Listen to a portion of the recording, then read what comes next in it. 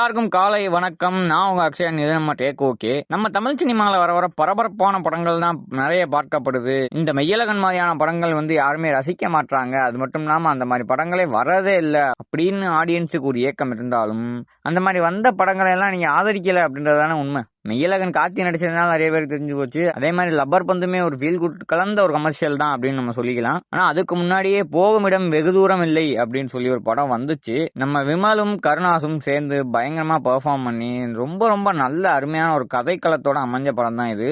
நிறைய பேர் தியேட்டர் தான் மிஸ் பண்ணிட்டோம், தயவுசெய்து ஓடிடில மிஸ் பண்ணாதீங்க அப்படின்னு சொன்னாலும் எவனும் மதிக்க மாட்டாங்க. படம் எமோஷனலா ரொம்பவே ஒரு அளவுக்கு கனெக்டபிளா தான் இருந்ததுன்னு சொல்லி ஆகணும். படத்தோட கதை வித்தியாசமான ஒரு கதைக்களம் அப்படின்னு நம்ம சொல்லலாம். படத்துல அங்கங்க கொஞ்சம் லேகுகள் இருக்கத்தான் செய்யுது. ஆனா இது ஒரு ஃபீல் குட் மூவியா இருக்கிறதுனால அதெல்லாம் கொஞ்சம் ரம்மியமான முறையில காட்டப்படுறதுனால பெரிய அளவுல அது நமக்கு போர் அடிக்கல. படத்தை விமலோட கருணாஸ் தான் நிறைய ஹோல்டு பண்றாப்ல. அவர் சொல்லக்கூடிய விஷயங்களும் அவர் பேசக்கூடிய டைலாக் டெலிவரி அப்படின்றது ரொம்ப ஒரு அண்டர் ரேட்டடான ஒரு திறமைன்னு சொல்லி ஆகணுங்க.